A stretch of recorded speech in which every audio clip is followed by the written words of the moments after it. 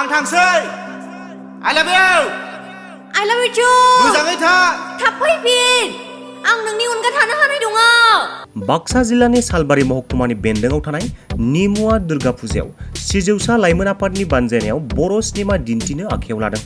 सिरि सिरि गोरबोनि खोथा नों बुजिहादोंना निमुवा दुर्गा फुजायाव सिजौसा लाइमोन आफादनि बानजायनायाव हरथामनि हाबाफारि लाना बर' सावथुन सिनेमा दिन्थिनो आखायाव लानाय जादों।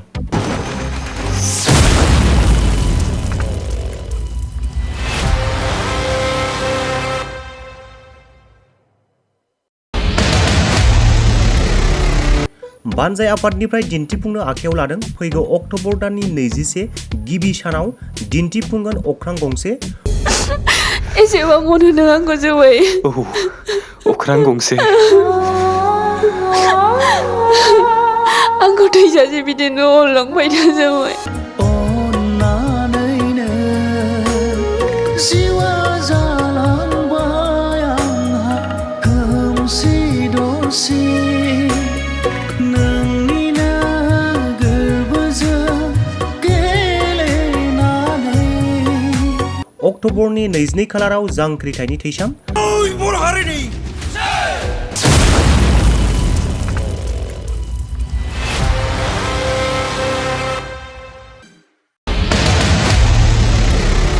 आरो जोबथा सान एबा 23 अक्ट'बर खालि मिस्टार ग्रेजुएट दिन्थिफुंनाय जागोन होननानै फोरमायदों बानजाय आफादनिफ्राय।